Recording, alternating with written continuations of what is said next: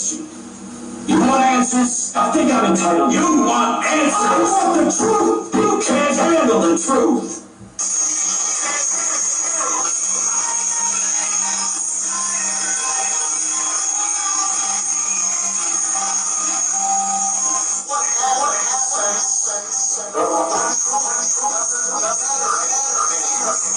Hello everyone. Welcome to The Outsiders podcast. I'm your host, Sean Sims, and of course, I'm with my superstar co-host, Marvin Doc Cheatham. Doc, say hi to the people.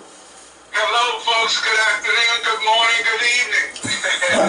I got my camouflage John 3:16 cap on. It's a Veterans Day. This is the Veterans Day special, Baltimore edition. I got my dad's flag behind me. He passed away, and he was an Army Ranger, Army veteran. My grandfather, World War II, Saipan. So Veterans Day, for all you veterans, your service is greatly, greatly appreciated. I totally agree. I was never in the military, but I do tip my hand and say thank you to those of us that gave their lives and their bodies to keep us safe here in America. Now, I don't necessarily agree with going to other countries and fighting where we shouldn't be, but I really tip my hat to the servicemen and women that have given their lives and their bodies for our safety. The ultimate sacrifice for those who have died in wars in the past, and for those who lived and survived and moved on for that. Kudos, and again, thanks to my veteran family members and servicemen and women who have done so much for this country. Now, I want to talk about the breakout. I saw it coming. I called it in preseason. I said, this kid, Mitchell, is a stud running back. And he had some injuries, but wow, did we put a whooping on the Seattle Seahawks, because we did whip them like they were horse, Seattle Slew. They got whooped, and it was a spanking, a la carte for the Ravens. What did you think of their performance, Don? I think it's the best one that I've seen all year when you look at special teams, offense, and defense, and not having to use our quarterback to do a great deal of running. We still got work to do, and of course, you never know what's going to happen with injuries. But I'm happy to say I think we're the team to beat this year. Well, that's some good news. Good news, because this what's going on? We're past the stage of rebuild. Okay, we need championships. Baltimore is a championship city. We've got championships, World Series championships. We got multiple Super Bowl championships. We have multiple prior to the Super Bowl, folks. If you didn't know, you better ask somebody. It was called the NFL Championship. The game between 1958 championship game. Of course, I wasn't around. I'm not going to. Watch it down. I wasn't around. But that game between the Baltimore Colts and the New York Giants put pro football, the NFL, on the map. It blew up after that game. That's right. So I think that it's time to get to the big one, to the big dance. And when we go, we win. Unlike some other cities, I'm not going to say any names. I'm not going to say any other teams. Minnesota. I'm not going to name names of those who don't make it in. Well, if you live as long as I have, you sometimes regret having to play New York, because we lost to New York in football, baseball, and basketball in 1 year. Yeah, it was 1 year. But we spanked them real good, Super Bowl 35. Yeah. Spanked them real good. Lest we forget, another city that's gone several times and never come up with the ring, Cincinnati. Oh, boy. Ouchie. We're going to be playing them Thursday night. We've got the Browns this Sunday. That's going to be a tough one. The Browns have the #2 defense, in the NFL. The Baltimore Ravens have the #1 defense in the NFL. I think that game is going to come down to the defenses. I think it's going to be a defensive battle. The arms and leg and high percent accuracy of Lamar Jackson, which is off the chart. If he doesn't make any mistakes, Lamar, hold on to the ball. Oh my goodness. Stop fumbling. Your fumbling ratio is the highest in the league.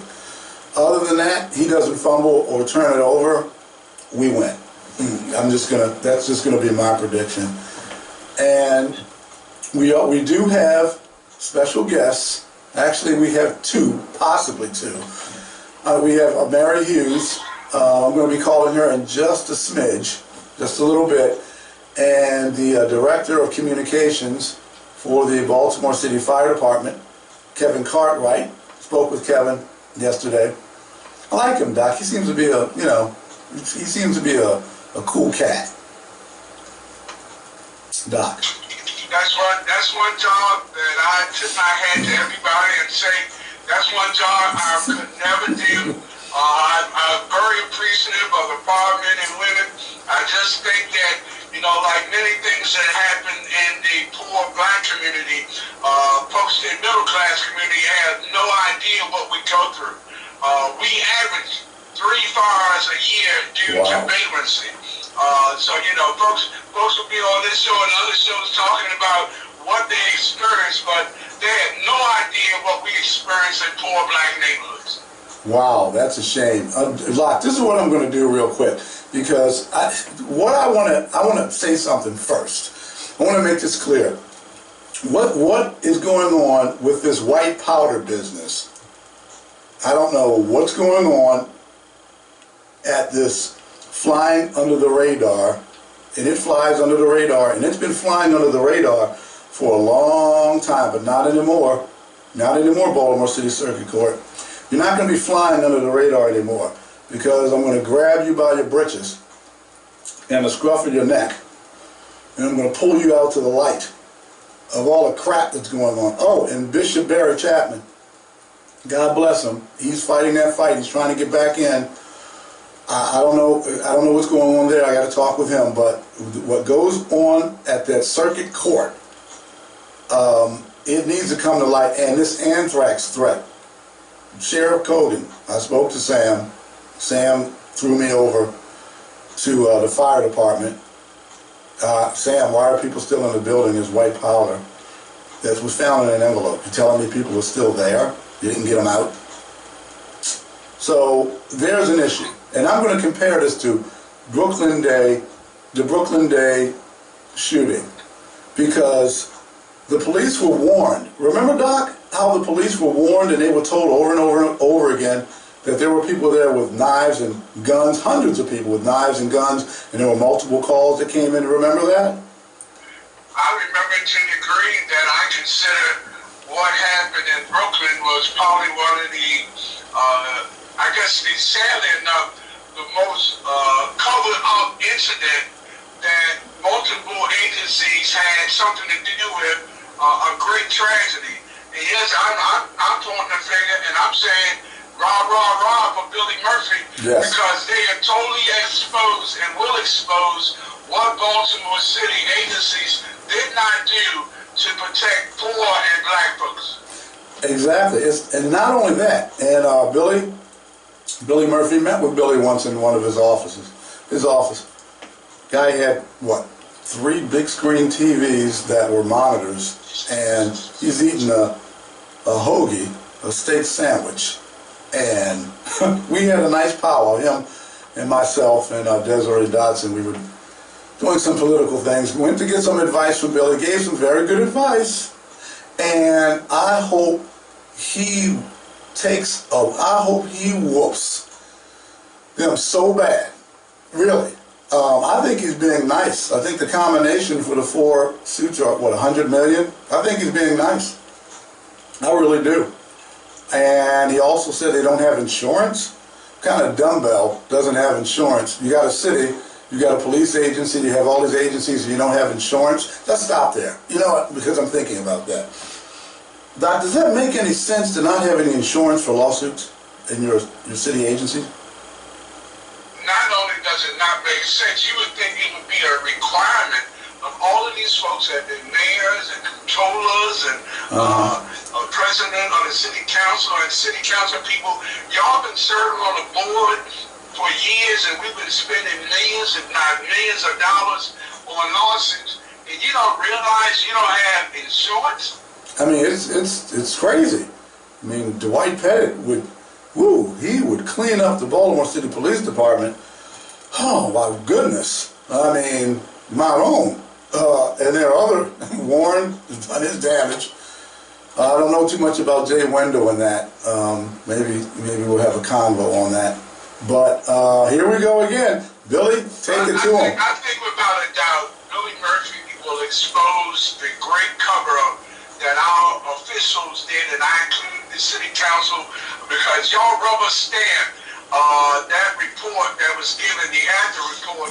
That basically covered up the errors and the fact that now we are in month 4, and we have not gotten anyone even charged with the deaths that took place in Brooklyn. You know, and I don't think anything is going to happen unless Billy really sues them and exposes them. And I hope they do a great job in exposing all of the cover-up that took place as a result of that after report. Well, the report was an injustice. Well, it's pending. It's sitting there, and it's gonna drop. And here's the thing: you have this anthrax threat, and that's what it is. It's called an anthrax threat. Even though this guy, at one of Sheila's listening sessions, town halls, whatever she's renaming it. I noticed she renamed the town hall listening session. Whatever. This guy is with the sheriff's office. I don't know his name, Giuseppe. I'll call him Giuseppe because he sounded like he had a serious, thick accent. Sometimes a little bit hard to understand what he was saying. And he was speaking very, very, very, very, really light. You could barely hear him. I'm like, why is this guy not speaking up? But he said it wasn't an anthrax threat. He said, no, guy. You're representing the sheriff's office? And he said some other things as well, and so did Sheila. We're going to get to that. But let me go ahead, and I want to call, see if I can get in touch. Mary, I believe she's waiting for my call. And Doc, hold on just a tick. I want to get in touch with Mary. Mary Hughes. Okay. Here we go, all. Okay. Calling Mary Hughes.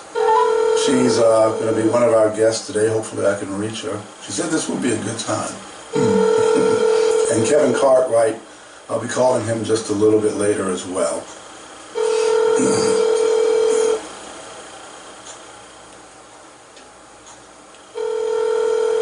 Okay. Still holding, waiting for Mary Hughes.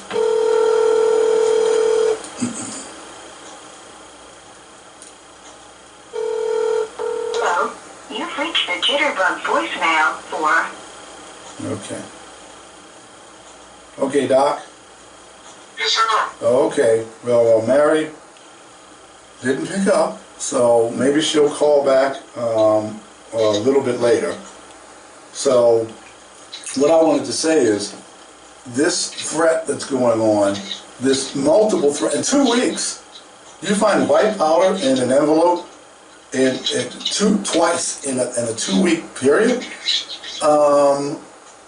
She had some very good questions. I hope she calls in regarding this white powder. How are these inmates, first of all, getting this white powder out to get it into the hands of judges?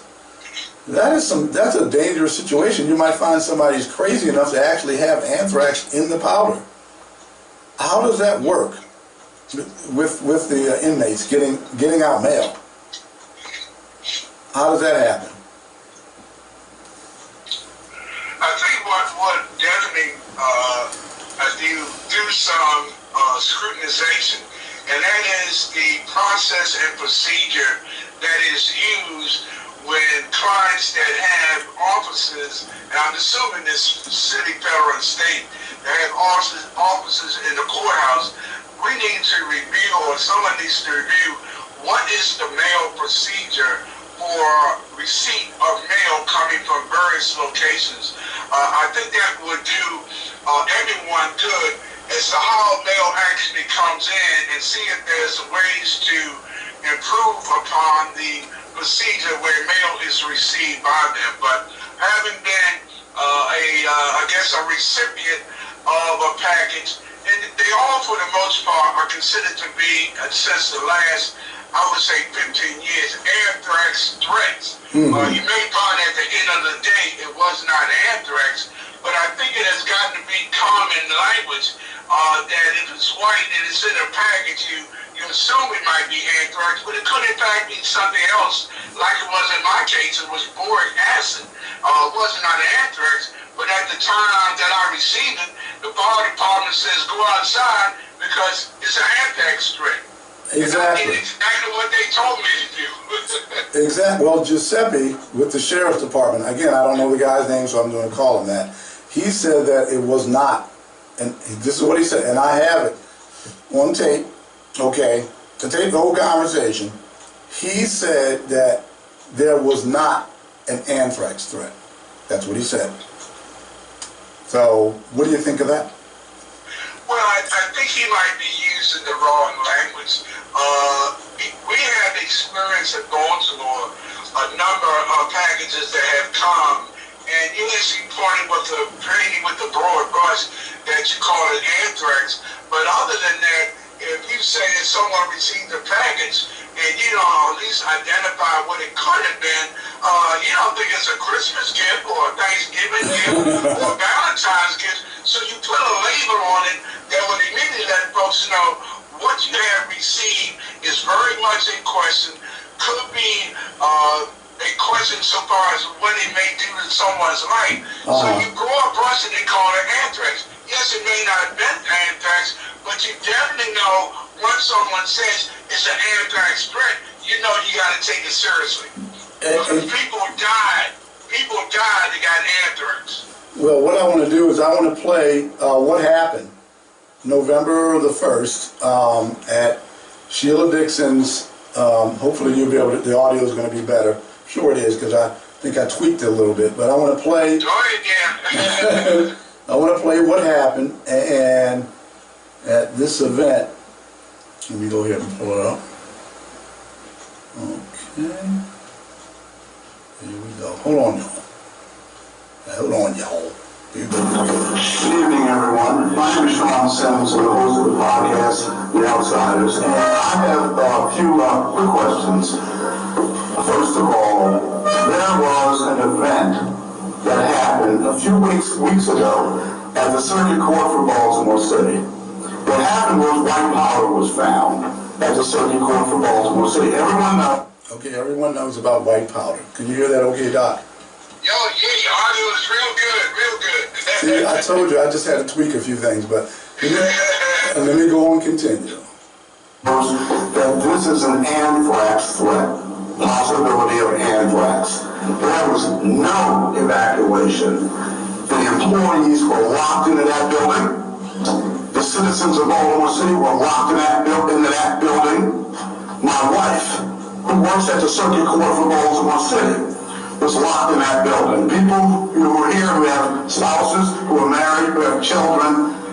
I don't know what is going on with that situation and why they were locked in it. I'm gonna find out why, because I've been hunting Sam Cogan down, who's the sheriff, and Xavier Conway, who's the clerk of that court, to find out what happened. But here's my question, and I'll have another follow-up. Here's my question.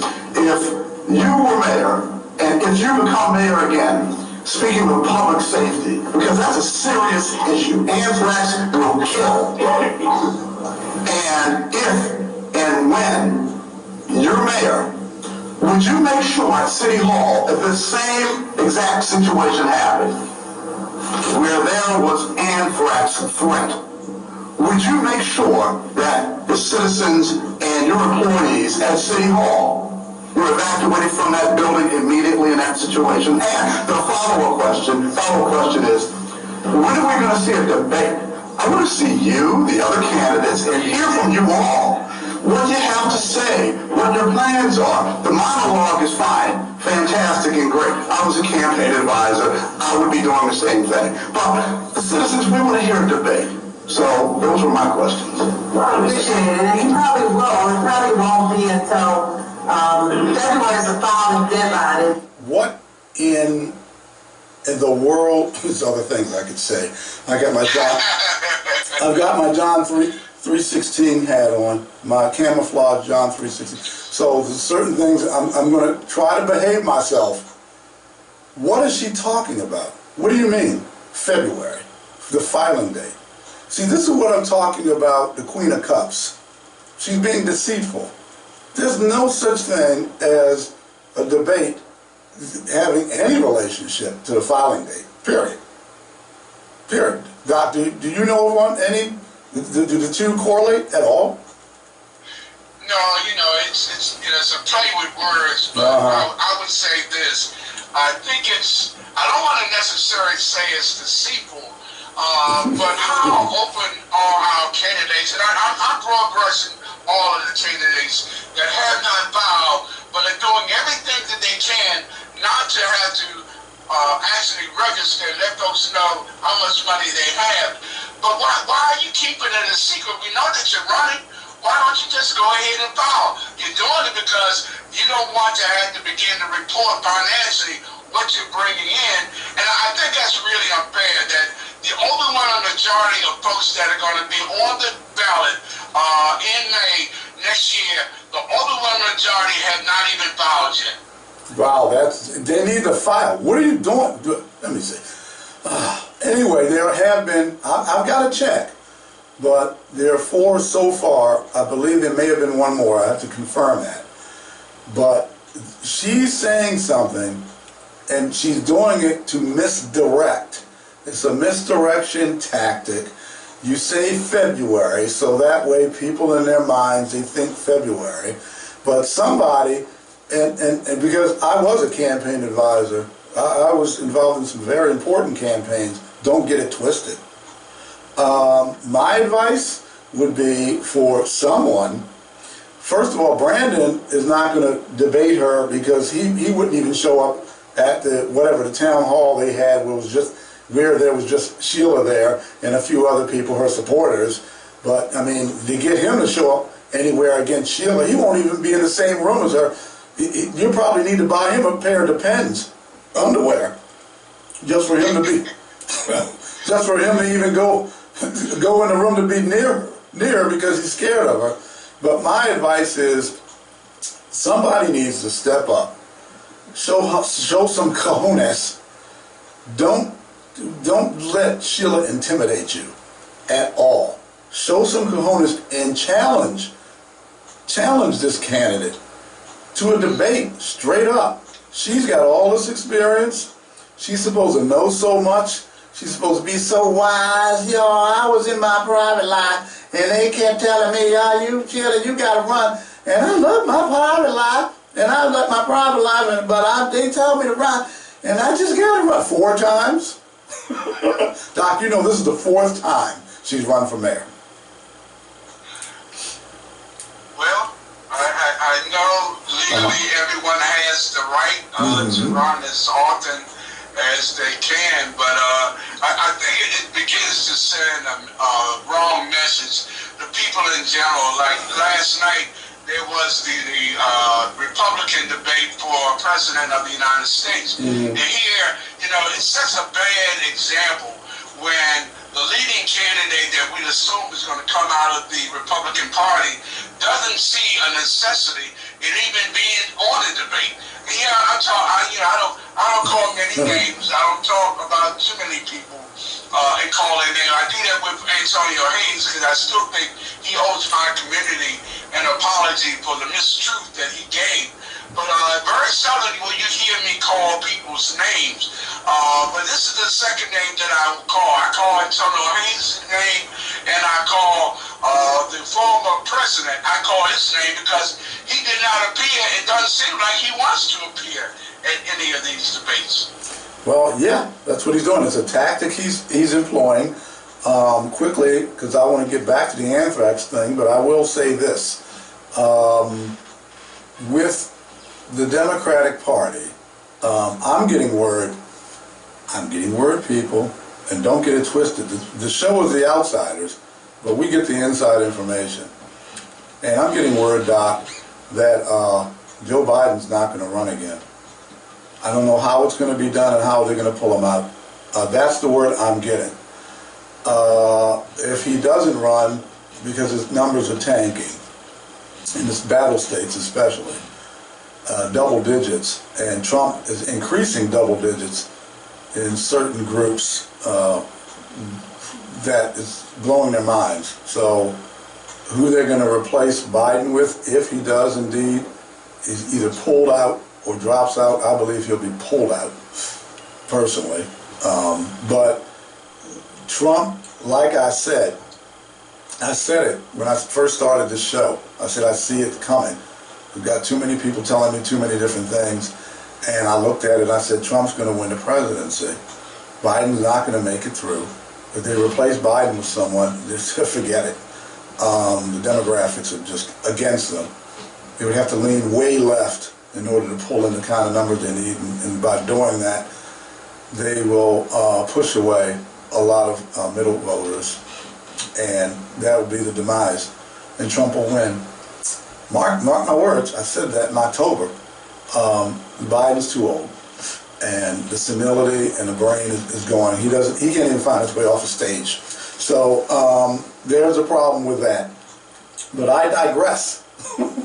Let's get back to Ms. Dixon at her town hall / community listening session. And so once probably everybody has filed, once everybody has filed, you probably hear. She's talking about filing. The sound guy, the mics were all jacked up and feedback, and oh my goodness, the sound system was not top quality. But she's talking about filing, and they're gonna file and file. No, somebody needs to step up who's a candidate, and you need to challenge the front runner.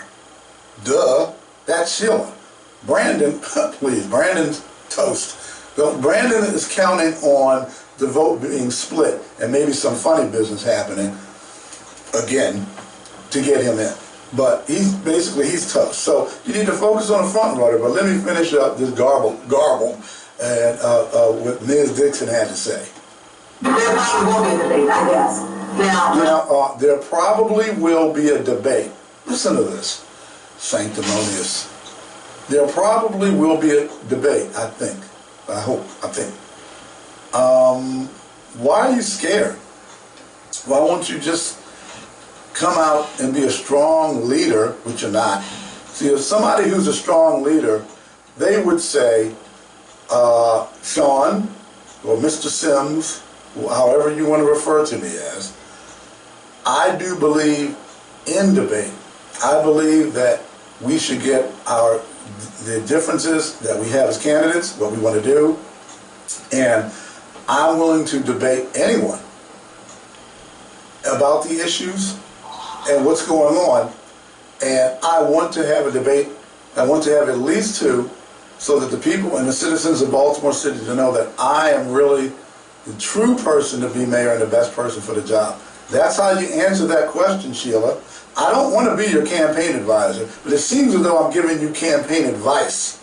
That's how you answer that question, and you're supposed to be so experienced, and you don't know that, and you give that bubblegum, cupcake, deflective, I'm weak.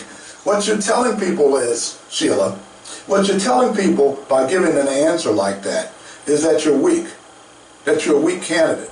You sure believe in a strong mayor system. You like that dictator system. You want to be in that dictator seat again. You believe in that. But you're showing people you're weak. You're weak, and you want to wait till after February to debate. And I'm going to say it again, guys, men, women, whoever's running, go get you some. She's weak. She's showing you she's weak by giving that kind of answer. Let me finish up real quick, and then we'll move on. Now, definitely, I would evacuate people from City Hall or from the Sheriff's Department. Did you hear what she just said? She said I would definitely evacuate people from City Hall and the Sheriff's Department. That's Ms. Sheila Dixon said that. Those are her words. Doc, what do you think of that? I think her statement is correct. I think that is the most cautious thing to do, is to have folks leave the premises, and then you find out whether or not you were justified in making that call. But I think you make calls like that, if it's in protection of people, you always err on the side of caution. And that's what the fire department told me when I had the Anthrax Threat, to go outside. Don't touch anyone, don't touch anything. And I think, that's what we had to get in the practice of doing. There are a lot of things that are being done by some evil people. Yes. We just got to be careful and cautious. I think we got Mary calling in. Okay, let's hit it. Okay. Hello, Mary, you there? I am. Doc's here. Doc, now Mary's on the line. We got you all together. Got everybody on together. Got the gangs all back. We were literally just going over the audio of Sheila Dixon at her town hall / listening session, where she was basically saying that she would have evacuated the City Hall if that would have happened at City Hall, and she would have evacuated the sheriff's office with that anthrax threat. And I know you and I have talked about this.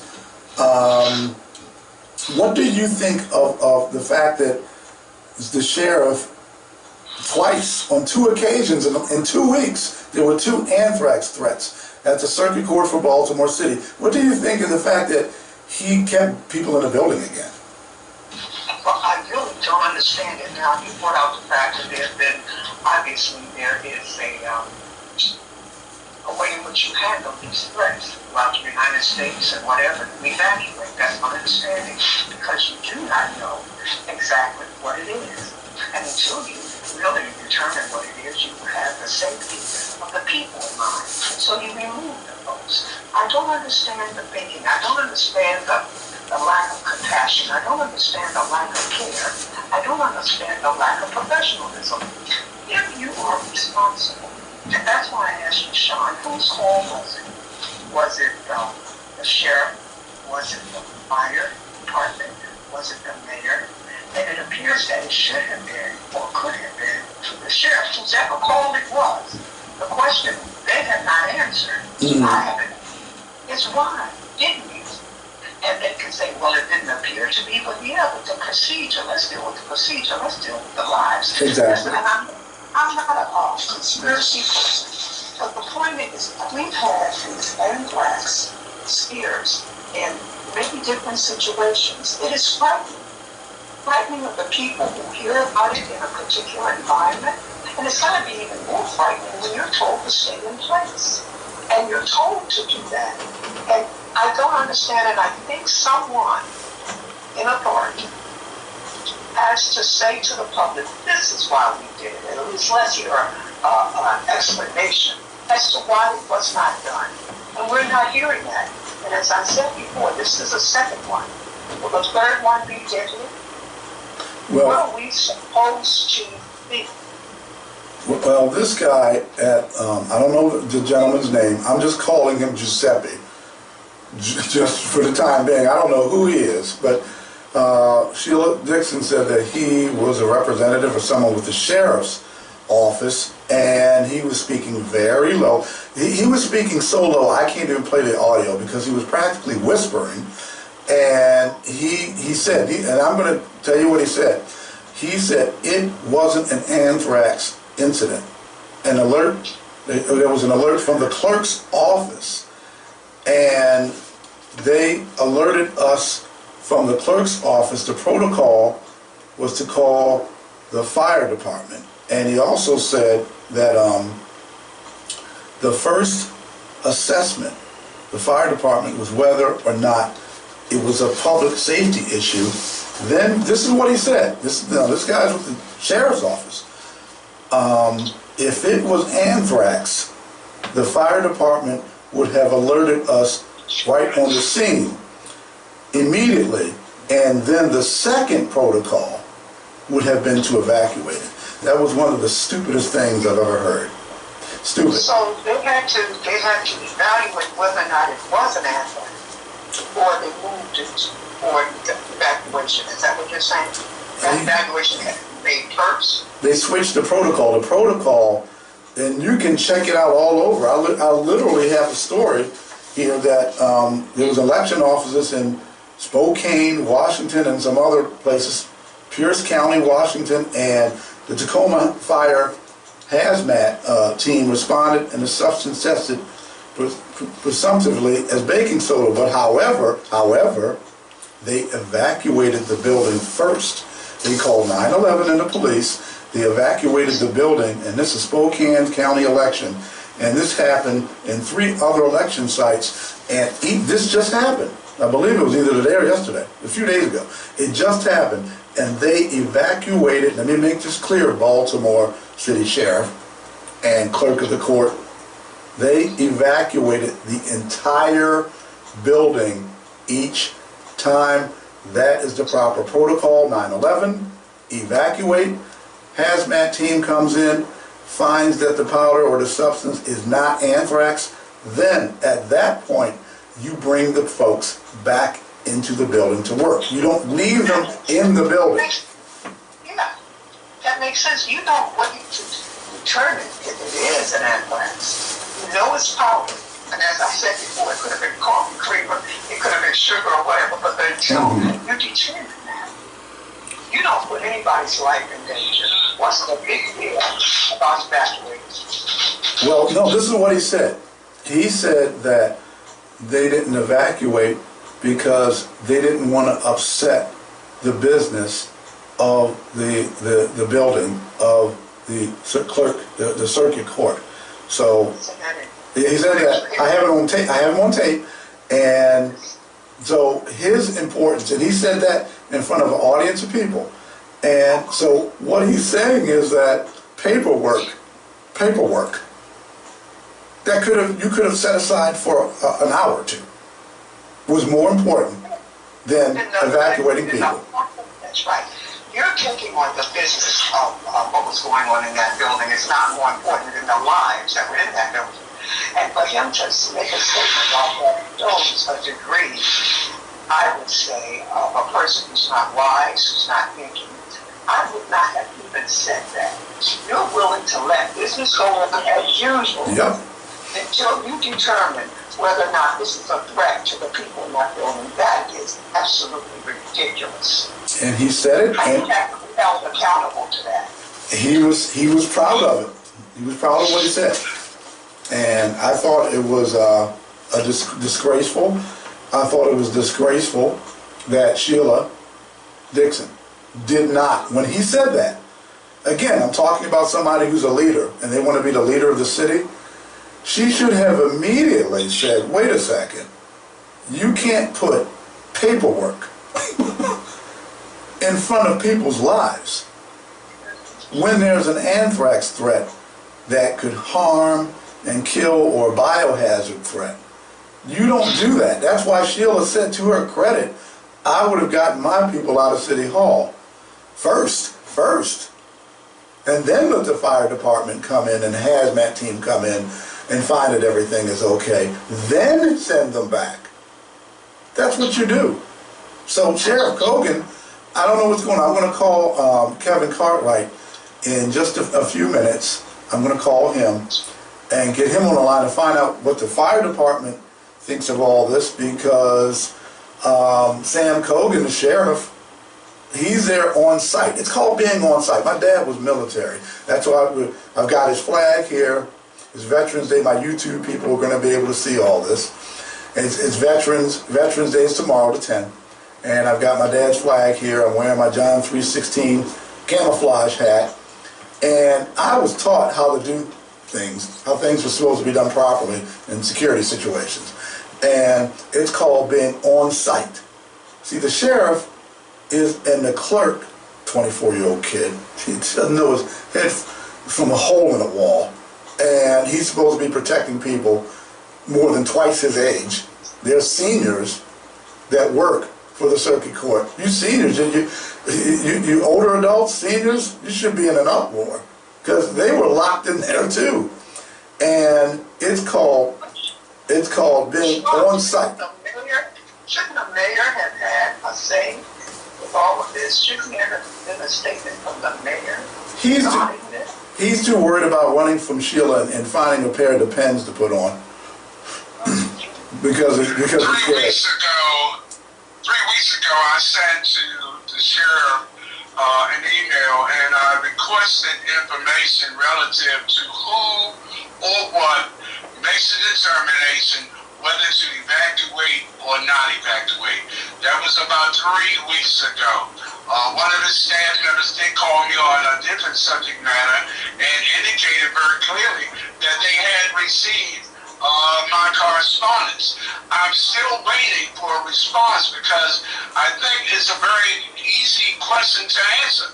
Who or what makes the call to evacuate or not evacuate, and on what basis do they make that call? All I want to know is who is the top dog in this situation? Is this the mayor? Is this the sheriff? Is it the judge or the highest ranking judge? Someone has to basically, or some group has to make that decision. All I'm asking for is who makes the decision, and I can't get a response. That's odd that you can't. And nobody wants to step forward to answer that because they don't want to step on anybody's toes. This is Baltimore City. They're all in the bed together. They we gotta cover each other's back. And we're just asking, just give it to us. Tell us whose decision. It appears to me it would have been perhaps the sheriff, but I do not know. And maybe I'm gonna do some research about the authority. Who has authority over certain buildings or certain jurisdictions within the city government? Now that was the sheriff. I believe that should have been the sheriff's call. But nobody's answering us. And if the sheriff says, well, wait a minute, I think, and according to the way we do things here, the Baltimore City Fire Department had to make that call. That doesn't make sense to me. No. If you had that, you pull them out, you call in the Baltimore City Fire Department, go in there, guys, the building's empty, the package is on the 4th floor, check it out. And I'll keep my people out here and out of your way. That's how it should have been handled. Yes, exactly. I mean, if you have let's say there was a fire in the building, hypothetically speaking, let's say there was a fire that broke out in a section of the building. Do you leave the people in the building and say, you know what we're going to do? We're going to wait for the fire department to get here to tell you to leave the building when a fire is going. See, that doesn't make sense. Exactly. He's on site. It's called being on site. Who's the authority on site? It's the sheriff. And who's in charge of the state? Now the governor should be involved in this because Xavier Conaway, the clerk of the circuit court, that is a state agency. Let's get that straight. So now you've got the city with the mayor, you've got Wes Moore. What's going on with Wes Moore and his state employees? Wes, you had state employees that are under your jurisdiction and that are under your protection as the governor, state employees who were locked in the building that had possible, and it was an anthrax threat, and that powder could have been anthrax. There could have been other envelopes there, and your state employees, Governor Wes Moore, were locked into a building by the sheriff, a Baltimore City sheriff. What does his office have to say about this? This is a serious matter, and what I'm going to do is let me give Kevin Cartwright a call. And let me see if I can reach him. I told him I'll be calling right around this time. And I'm playing with getting the phone right and moving this stuff around. And what you all are saying are very extremely good points and what you're making. So let me go ahead and call Kevin, and here we go. Okay, calling Kevin Cartwright, the communications director of the fire department, Baltimore City. Fire department. Okay, Kevin, are you there? Yes, we got him. Kevin, you're on with Doc Cheatham and Mary Hughes. Great. Good afternoon. How are you? We're doing great. Good to hear your voice, sir. Yeah. How'd your press conference go? Went quite well. Went quite well. Good. We were right in the middle of the thick of it, talking about what had happened with the anthrax threat, the white powder, twice in a 2-week period. And Doc, you should ask the question about who's in charge, because you did send a letter to Sam Cogan as far as who would be in charge in that situation. Well, the email that I sent to Cogan, and it was as a result of the business card that he gave me with his email address on it. Mine was a question out of ignorance because I don't know who or what would make that determination. So my question to him was with the incident being alleged anthrax, who or what makes the decision to evacuate or not evacuate? Was it him? Was it someone from the fire department? Was it someone high-ranking official that is out of the judge's office? I just wanted to know who or what makes that determination. That email I sent to the sheriff is now about 3 weeks old. So I'm still impatiently waiting for a response, because I think all of us would have a sigh of relief once we know who makes the call. Very well. I'd be happy to respond to that, sir. Theoretically, when there's an emergency as such, a 911 call is made. The fire dispatchers assess and identify, the nature of the emergency, and they will dispatch the appropriate resources.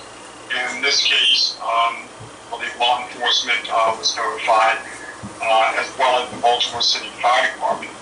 Given the nature of the incident, we dispatched our hazardous materials task force. Excuse me, and these are highly trained individuals who are able to almost manage any type of hazardous materials incident. In this case, the word anthrax is being, put out there. So even anthrax, they are well equipped to manage that incident.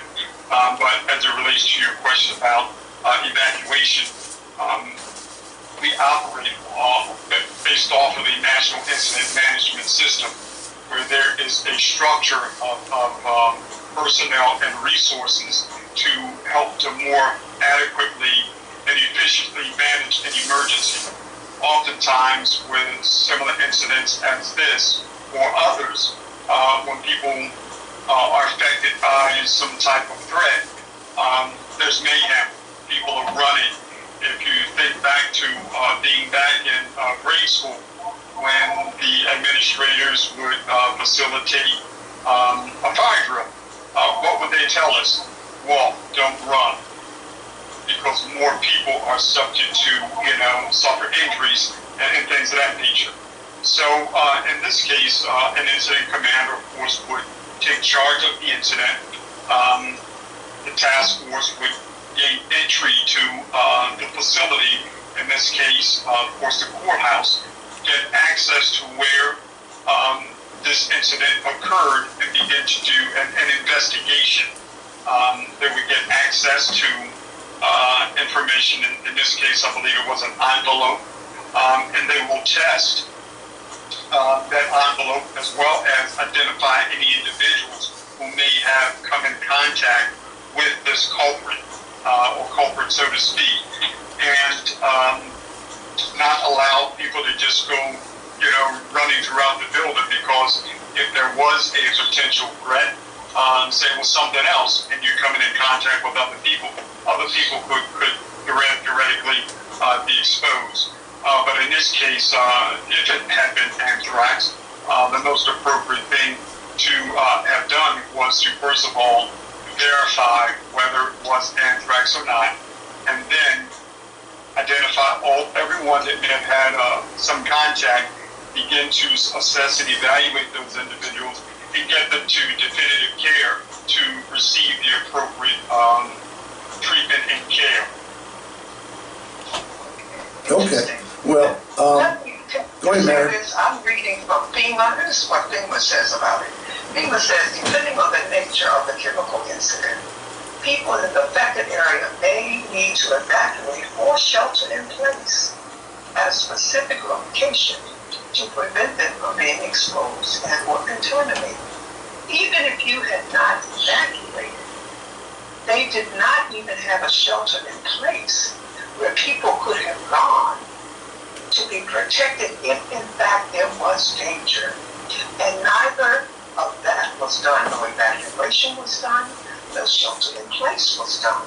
And how can we possibly determine or put people's lives in danger until that chemical, that package, or whatever it is determined to be dangerous or not? That to me is very careless. That to me is very, I guess, not compassionate at all. That we don't care about the lives of the people. And all we have to do, if we didn't want to evacuate, I heard you say running from the building, my goodness. Everything is organized. Your people are brilliant, professional people. You could have organized an evacuation very orderly and timely. And if not, then you could have done orderly and timely shelter in place, neither of which was done. I don't think they would have panicked at all. I'd like to add some information. I experienced a package in 2008 as the president of the NAACP. The office is still at the same location it is now, 8 West 26th Street. There are 3 buildings that are in the NAACP office.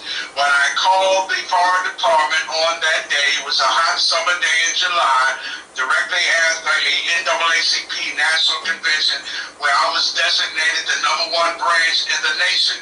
I told them what I had done when I opened up the office door and told them that there was a large package, white pallet bust out of the package, and what should I do?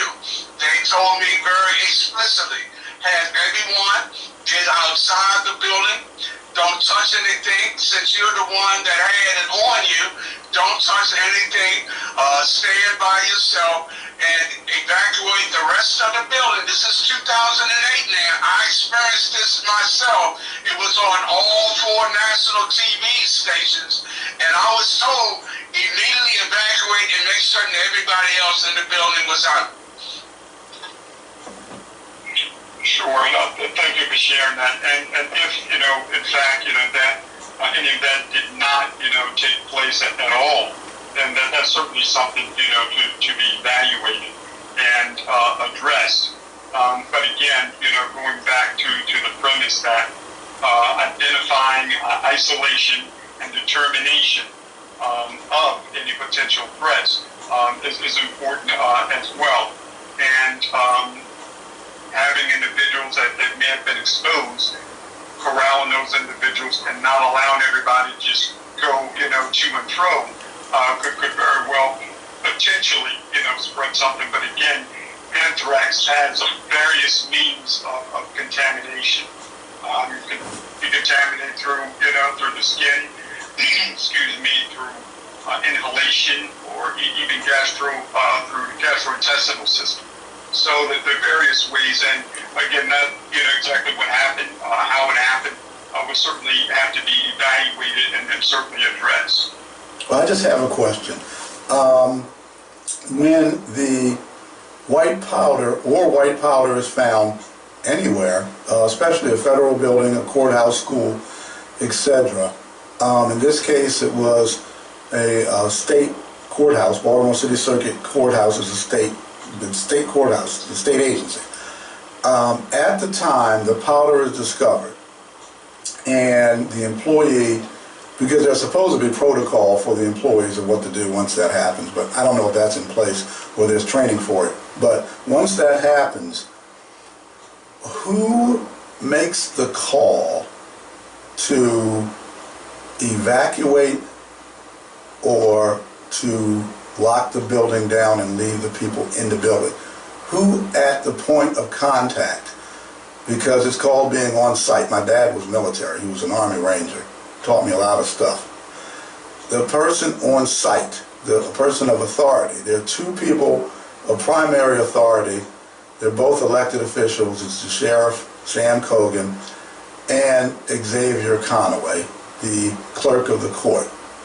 So at that point, who or what, two people, or I don't know how that's done, who makes that call to evacuate prior to the hazmat team arriving? Because they don't know what the substance is. They will not know what the substance is until the hazmat team arrives and analyzes. In the meantime, there are people who are there and there's protocol, but I guess that's what Doc was asking. Who makes that call to say, okay, get out, or makes that call to say, just stay here and wait?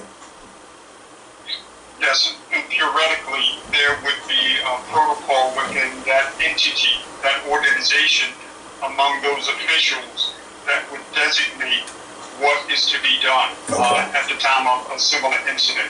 Whoever runs or oversees those agencies, they should have a unified command and protocols that would dictate what is done if there's a flooding, what's done if there's a fire, what's done if there's a suspicious package. Those protocols are established within that entity. Because I know you guys, I've had friends who are firefighters, friends who are police officers, state troopers, military, that's the group I used to run in, still do to some extent. And I know you guys are top pros in what you do. Those hazmat teams, what they're trained to do, and I've got a little bit of insight on that. Huge respect, especially with this Veteran Days and our police officers and our hazmat teams. I give you guys huge respect. But we just wanted to get down to the nitty gritty. We wanted to find out who's down to the answer to the question. Somebody made the decision. Who did it? Well, here's the thing. Somebody said to stay in or not stay in. Well, somebody made a call. Well, that sounds to be as though the two people, like I pointed out, are the Sheriff, Sam Cogan, who's an elected official. He's a sheriff.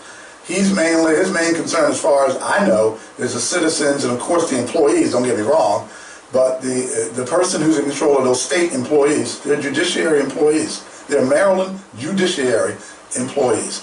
And the person in control or in charge of them, their lives, their very lives, is the clerk of the court, who's the elected official. So, Sean, I think the gentleman we have here can tell us. If I could offer this, I'm sorry, ma'am. I was saying, I would think, sir, you could answer that question. After all, if you're involved in this, do you know who initially made the call?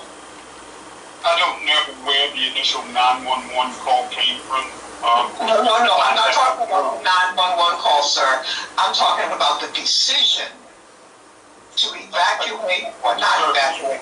Again, ma'am, in the presence of an imminent threat, the Baltimore City Fire Department, we would say, okay, if there's fire, smoke, carbon monoxide, there's a major imminent threat, we of course would dictate that everyone evacuate. However, in this case, whether it was a public building or a government building, there are protocols in place that would dictate step-by-step procedures what people are to do in various instances.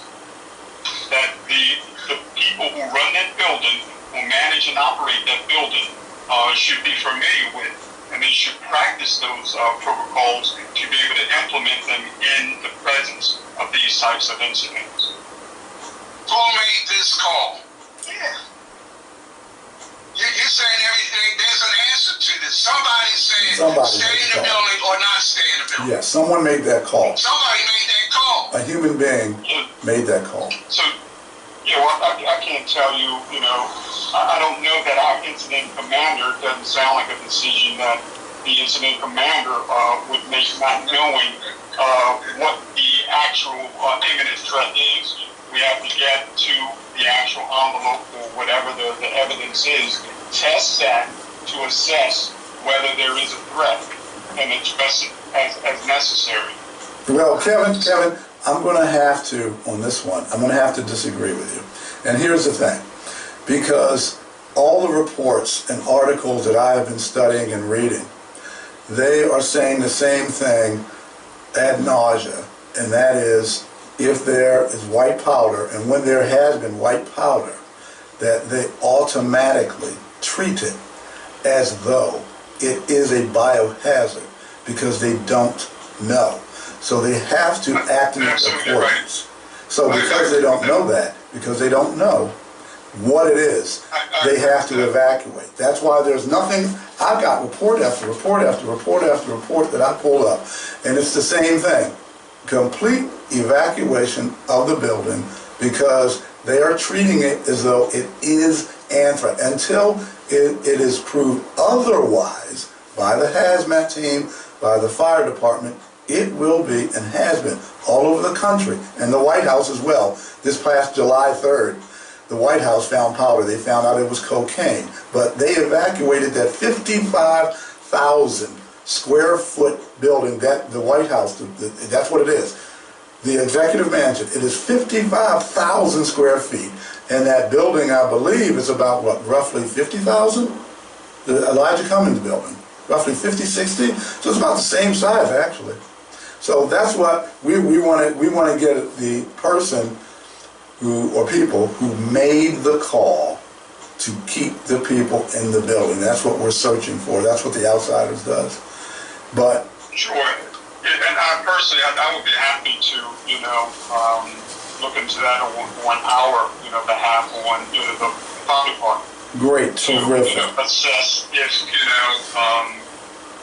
it's hard for me to, believe that in the same commander would just tell everybody to stay inside the building.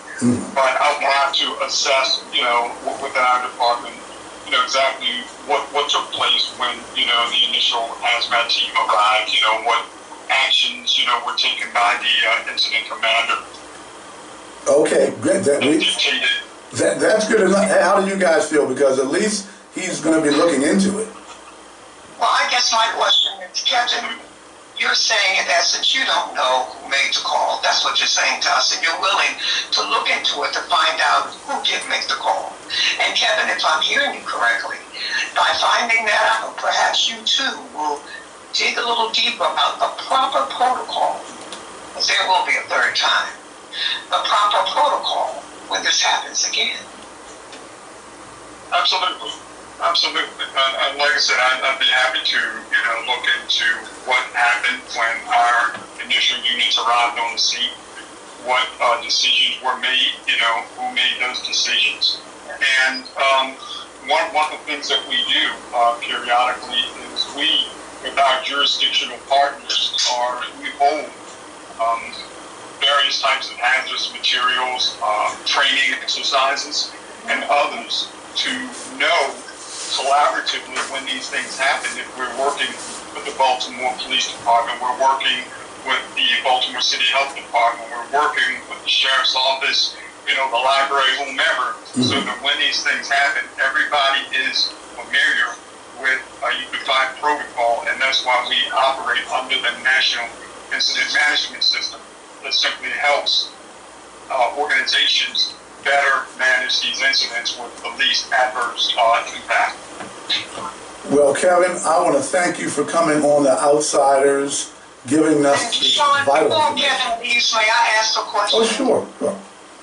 Kevin, I must say to you, I am so impressed with the Baltimore City Police Department. I'm even more impressed that when an administrative letter came down saying that the Baltimore City Police firemen, Baltimore firemen, will not go to a burning building and to rescue anyone if that person is not visible, if they're not putting their hand out the window, I'm here. And then you're a union person who I was very impressed that he said, this is wrong. Our job is to go in to save people. And there could be people in that building that's overcome by smoke. There could be a child there that cannot get to the window or whatever. We were trained to do this. And I was very impressed with that, to think that someone would write a letter saying, our firemen will not go into a building and risk their lives even if perhaps someone's in there. So I was impressed with the union because he made it clear that's our job. And I think four firemen have died in the last year, Kevin, correct me, maybe it's more, and it's a tragedy. But I gathered from what your union president said, in essence, it's horrible that this happened. But this does come with the job. We want everybody to go out and come back and go home. But this is something that we know can happen in the line of duty. So I just want to thank you guys. Because when I was a little girl, our house, when I was about 12 years old, caught on fire. And I was then so impressed with the firemen who rescued us, took care of us, and put the fire out. And you risked your lives for that. So I may have beat up on you a little bit, but I want you to know that I appreciate you. No, that's all right. It comes with the territory. And, you know, I'm happy to, and I'm proud to say that we have one of the best firefighting organizations across the nation. And our women and our men, they walk into some very adverse, hazardous environments in the performance of their job every single day. And unfortunately, one of the sad things is that sometimes they may, a life may be lost. And what's being done is simply to minimize the potential and the possibility for that to happen every time somebody goes into a fire. So we are taking a step back, reassessing, the environment to do a better STEAM survey and assessment when they arrive on the scene. And they have to take certain procedures to assure that these men and women go home every day the same way they came to work. However, saving a life, every life, is a priority. And that's one of the priority things that takes place when they arrive on the scene of an incident like that. So thank you for sharing that. And, we'll continue trying to do the best job that we can. Okay. I know you will. Thanks a lot. Thanks for coming on The Outsiders. And we'll keep in touch, and we'll get down to what's really going on and who made that call. Absolutely. I appreciate y'all having me. Happy to talk with you again. Okay, Kevin. Take care. Bye-bye. All right. Take care, Doc. Bye-bye. Maybe Doc will get the answer. I don't know who's going to tell us. All I can say, our question was not answered. Y'all can be nice to people all you want. We answered a direct question. The direct question was not answered. No, it wasn't. Cartwright, then he should say that. Yeah, I just don't there is an answer to our question. Someone was told we got an envelope of white powder. Someone made the decision to stay or not stay in the building. That's all I'm asking. Yes, but I love Kevin. Kevin is very professional, but he's also very professional in how he answered the question. There's an answer to our question. It was not answered. Doc, I'm telling you, I heard him say, I don't know. And in essence, he will find out. And I'm telling you, maybe he's lying. Maybe he does know. Maybe he's told you shut up and you say nothing. I don't know. But someone's have to, if more pressure's put on them, someone has to come out and say, okay, who made the call? And I'm surprised that the press is not picking up on this. And it's going to happen again. Now, Sean, you said that you found out that an inmate sent in Yes. that envelope. Both envelopes. Has that been confirmed? Both envelopes, yes, it was in the media that both envelopes. So here's my question. Who then is responsible for investigating where that envelope came from and who it came from? Who's doing the research on that? That's two envelopes from two prisoners. I don't know if it's the same person, but that's the same thing. So what's going on here? Exactly. Why is it coming from two prisoners? And why is this not being addressed at all? No, it's not. It's not being addressed at all. Because I don't necessarily think Kevin would know all about that, but somebody knows that two inmates, maybe the same person, sent an envelope to that location. And our question too was, and I want to answer, and I don't know this, Doc, I don't know this, Sean, but when a prisoner sends out mail from where he is in jail. Is it examined? You don't have to read his letter or whatever, but is the envelope itself not sealed and they open it before they allow it to be mailed out? I don't know the answer. I don't know either, and there's many questions. The package that I received, the FBI came to the NAACP office. About a week later, it was determined where it came from, who the individual was that sent it to me. I had a chance about a month and a half later to meet the individual, and I told him I forgave him for what he did. I'm saying the questions that we had were very direct questions. Somebody made a decision to stay in the building or not stay in the building. The question that we were asking was not answered. No. Now, whether the answer was known or not known, then I would have gotten the answer. We don't know the answer. We were told not to give the answer, but I'm saying someone on 2 occasions made the decision to stay in the building. All we wanted to know was who made that decision. Was it the judge, the head of the judges? Was it the sheriff? Was it the clerk of the city of Baltimore? Because there are 3 different entities that are in that building. Someone made that decision. Exactly. We were not given an answer. We were not given an answer. I'm going to tell you, whether he does know or not know, we have a very corrupt administration. These guys get together and say, we're going to cover our backs, we're going to know this and that. I believe the truth will come out. It will. I don't know if this gentleman, Kevin, knew who gave the decision. He might have. And I trust Kevin. I trust him that he told us what he knew. Yeah. But I really, the only other person, I guess, to put on the spot is the fire commissioner or the police commissioner. The sheriff. Who gave this order? Because when I read about it on other websites, in a situation like this, they said the mayor, an elected official, or some sort of department like the fire or the Baltimore City police, they put it in that order. So I don't know what the protocol, and I was trying to pull up the protocol for Baltimore City.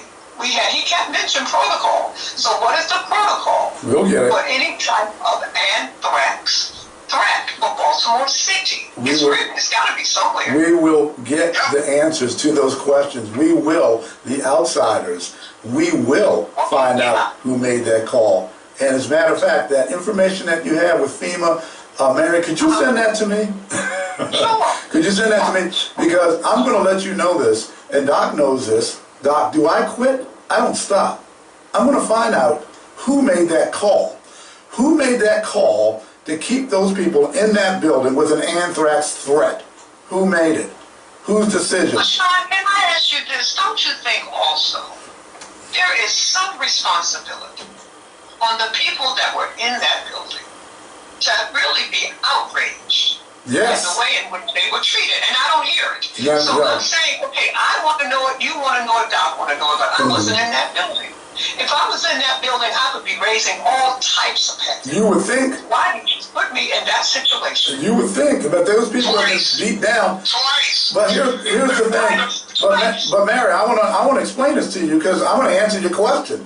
Why they didn't raise a cane about what was being done? Because they have been beaten down. They have been beaten down, and I will speak specifically because Bishop Barry Chapman explained to me in detail that they and people who have worked there in the past have explained to me in detail what goes on. Those people have been mentally and psychologically tortured and beaten down, discriminated, harassed, and all kinds of nonsense is going on in that courthouse with the clerk for years, last several years, and now it's even worse. It's even worse from what Bishop Barry Chapman is telling me. Their rights are being stripped. They're scared. They're scared. It's Stockholm Syndrome. They're scared. They're used to being treated like crap. So here we go again. They're treating us like crap again, and they just roll right over. That's why. Sean, do you think they're also fearful of losing their jobs? Yes, because this kid is firing people left and right. He's firing people and demoting people like a crazy. This is what I'm getting back. So, yes, they're scared. His mother, Belinda Conaway, Lord knows how much she's involved with what he's doing. But as far as what he's doing is, I'm being told he's worse than the clerk prior to him that was basically called a Tasmanian devil. And he's worse. So that's why they've been beat down. They have been treated like all kinds of worse, terrible ways. And this stuff is going to be coming out. What's going on down there? It's got to come out. But you know, there is this saying in the Word of God, speak up for those who cannot speak up for themselves. And this is something that must be done. If they're that fearful, yes, then we have to speak up for them. They are that fearful. It's so sad that it's like that. But this administration, I tell you, it is so pathetic. It is so corrupt. It is. It's an administration that does not take constituency seriously at all. No, they do not. And Dr.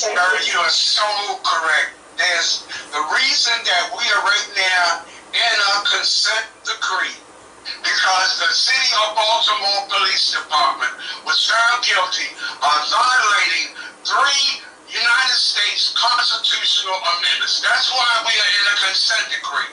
We have corrupt people that are running the City of Baltimore, and each time we seem to address it, they want to give us every explanation but the real one.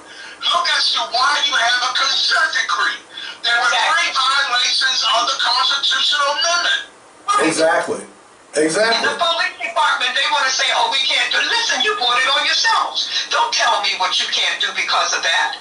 You brought it on yourselves, and the feds had not gotten involved, you would still be doing it. Well, guys. And so we know what's going on. Guys, we gotta run. We gotta run. Look, this is what's gonna happen. We can't steal another hour like a guy used to say on WRB. Let's take another hour. We're gonna take. I'm gonna say this now. I heard you I guess it was on Patrick Henderson, and we called, and you called out times which you should. We gotta hold on to our plan that we go against him. Don't vote for him. We gotta have that campaign. We got to get that, go against him, not necessarily support a candidate, but go against him. Get the 4 or 5 highest voting districts. Go old school, do flyers, do robocalls, whatever, and give the reasons why not to vote for him. We'll talk about this later, okay? Yeah, we'll talk about this later. My community has documented our questions of any candidate that's running, including James Torrance. We strongly recommend that each community create their own questionnaire and make the candidate that's going to come to your community meeting answer the questions. If he or she doesn't want to answer the question, then you know you don't need to vote for him or her. Quickly, Doc. That's what we're doing. We're documenting who's going to come to our meetings, and if you don't see fit to answer our questions, you're not going to come to our community. Who's giving back the questionnaire? Our community associations are not, what can I say? They just don't think right. They just don't do certain things, but we'll talk about that, okay? Doc. And Sean, you said we got to go. No, real quick. Doc, who's gotten that questionnaire back to you? We sent it to, there are only 9 that have actually filed. The United States Senate candidate that we know, the 2 that are leading have not answered. That's the young lady and the guy that's on TV every day. Trump. He has not answered. The overwhelming majority of folks have not answered.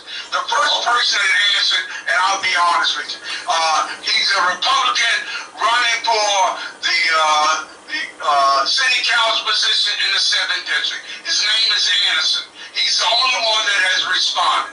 Really? Okay? Okay. Wow. Well, you got another one that will be coming in soon. I was told that. Filled out, and it's coming in. So you'll have another one. Bob Wallace. Are you talking about Bob Wallace? No, I'm talking about Wendell Freeman. He told me last night he completed the survey. So I said, okay. Yeah, he said he completed it. So you got another one coming in. I've gotten assurances from maybe 11 people that it's coming. I'm not holding my breath. Well, he told me he's going from all of them. A different position on everyone. I got a response from a candidate for mayor. It's coming, Doc. It's coming. Yeah. I'm holding my breath. Well, Wendell told me it's coming, and I'm sure it's coming. He assured me. Because he better. Wendell. I will close with this. We got responses from everyone that ran for governor last year. We got physical and written responses from every candidate that ran last year. We just put the pressure in the right place. But we actually had half of the candidates come to my community. Well, that's good. Without a doubt, very good. Well, that's good. Yes, Democrat and Republican. I remember.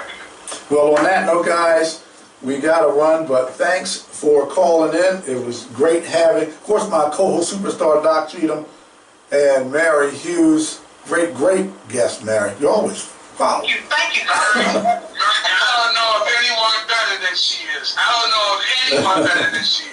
Great So fine. There are many more, but I look up to both of you.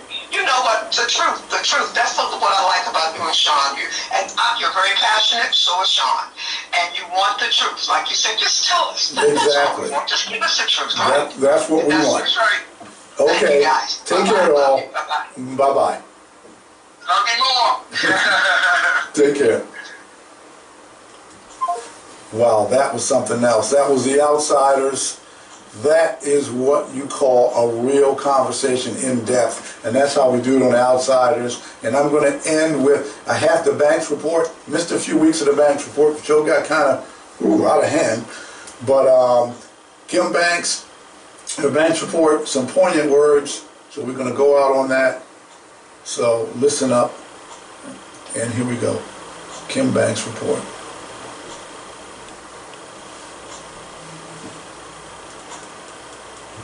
Cue it up. Here we go.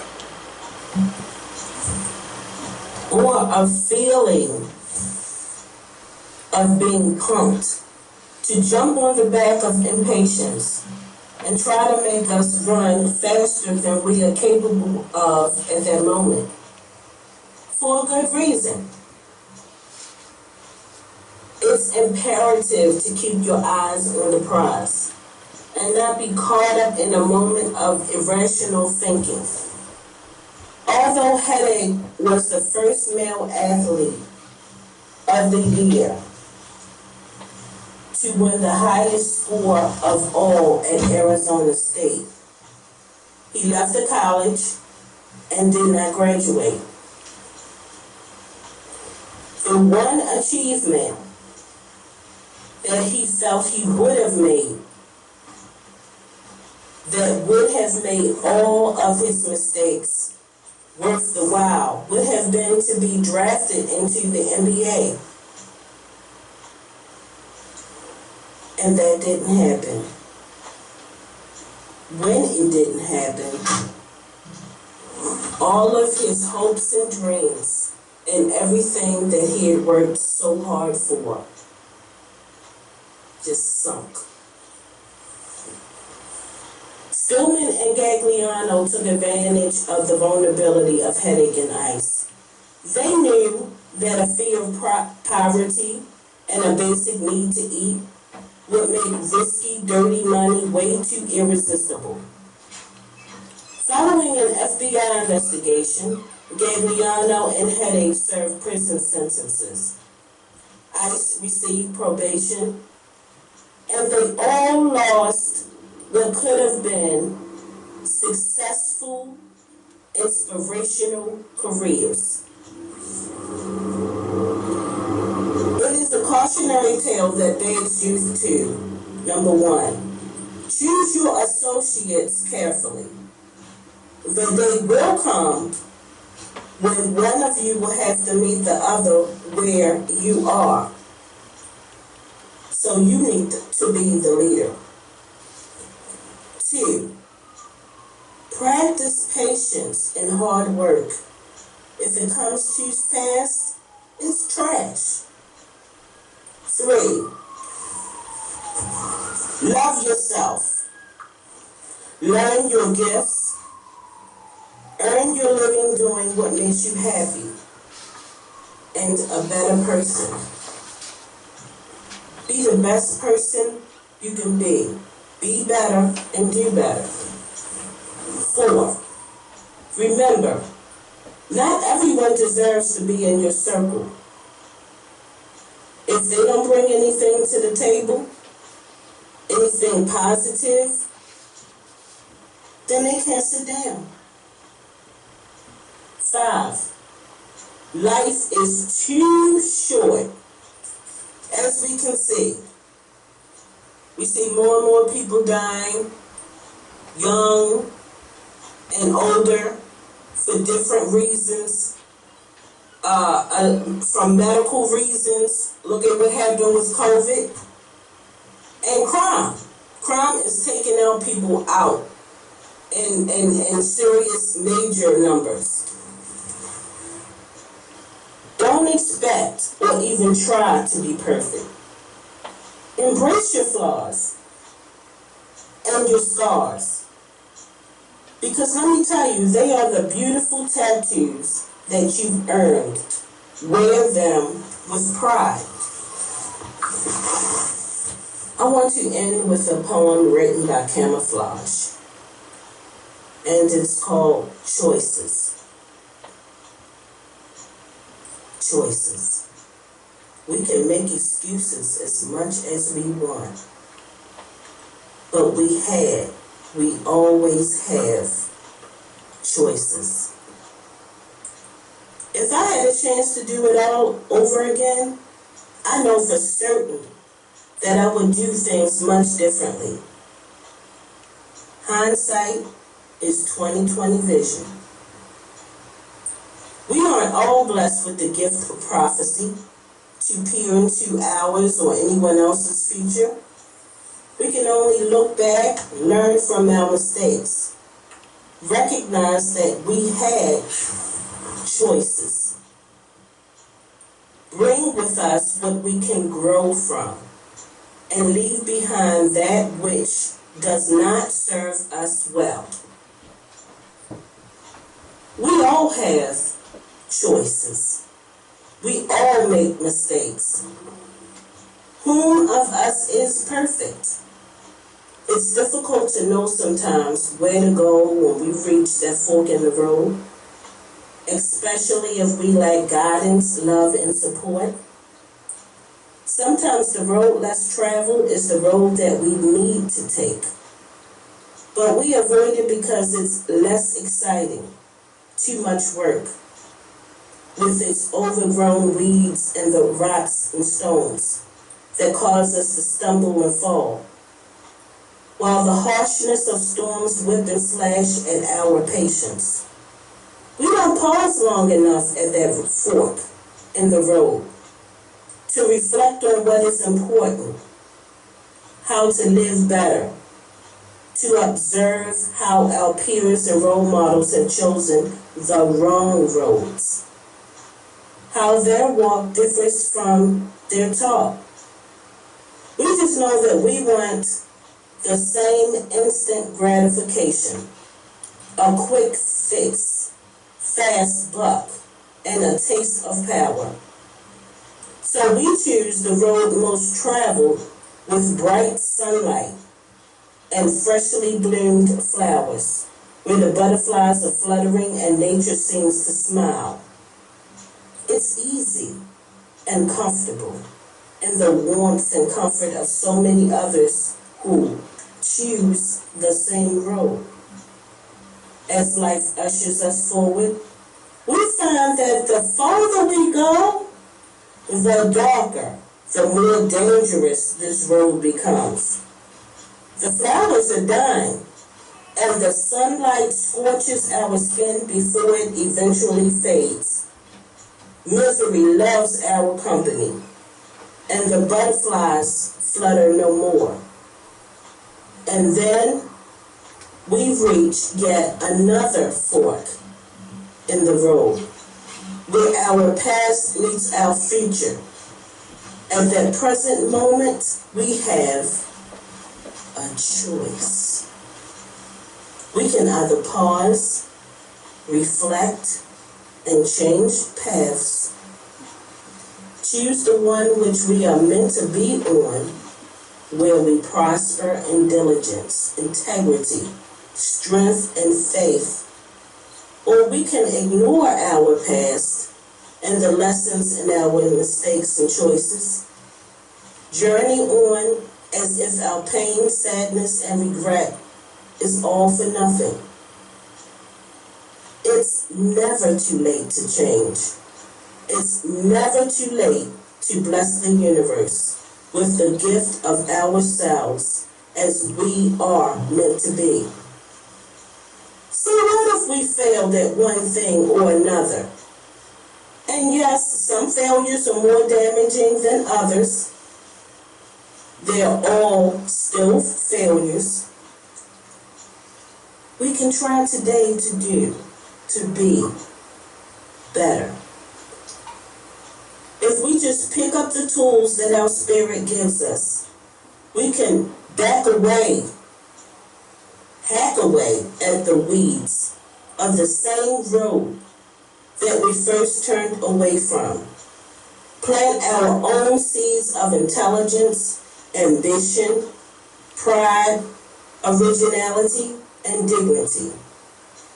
Be that resource and positive role model that we once lacked, so that the butterflies might perch themselves upon us as a testimony, and the universe embraces us in our entirety, offering nothing but the utmost respect for our redemption and transformation. This is Kim Banks for The Outsiders. And I hope you're taking it all in. I hope you feel every word. I hope you contemplate every word. And I hope that you remember you are beautiful, you are worthy, and we need you. You are this country's future. We are depending on you, and it is our responsibility as a community, as a society, to give you the tools that you need.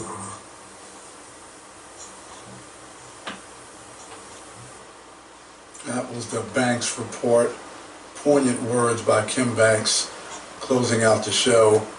I want to thank you all for listening to The Outsiders, and we will find out who made that call, the decision to leave those people locked in that building with an anthrax scare.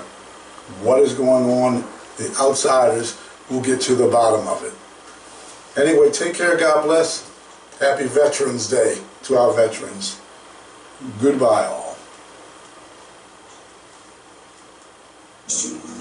You want answers? I think I'm entitled. You want answers? I want the truth. You can't handle the truth.